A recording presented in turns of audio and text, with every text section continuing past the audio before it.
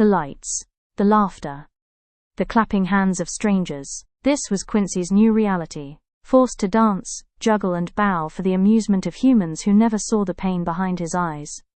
Week after week he was paraded like a puppet, his dignity chipped away with every humiliating trick. But Quincy was no ordinary bear, and he was done playing nice. With the help of his cage-bound companions, Ula the wise old penguin, a sly raccoon named Miko, and a mute lynx with fire in her eyes, Quincy orchestrated a rebellion. Last week he faked a fall during a performance, drawing the guards into chaos.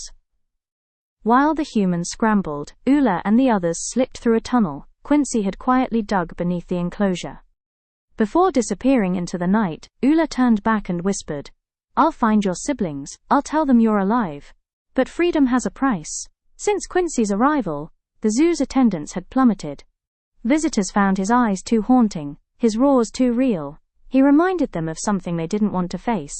That wildness cannot be caged without consequence. The zookeeper, once proud of his star attraction, now saw only empty seats and angry reviews.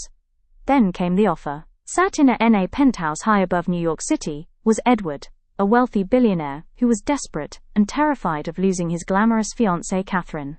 She had threatened to leave him if he doesn't deliver on the upcoming anniversary. He was told that nothing would impress her more than a one-of-a-kind gift, an authentic grizzly fur coat. The black market buzzed. A call was made. A price was named. $250,000. The zookeeper didn't hesitate. That night Quincy was sedated, shackled and loaded onto a cargo ship bound for New York. His fate?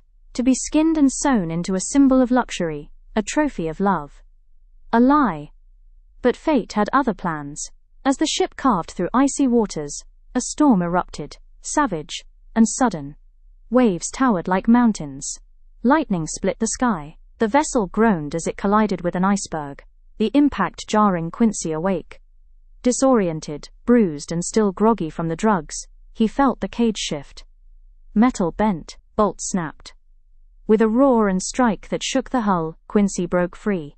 He staggered through the corridors, slipping on fish oil and seawater, until he reached the deck. There, the storm greeted him like an old enemy, howling winds, black waves, and the cold breath of death. Behind him, guards shouted. Guns were drawn.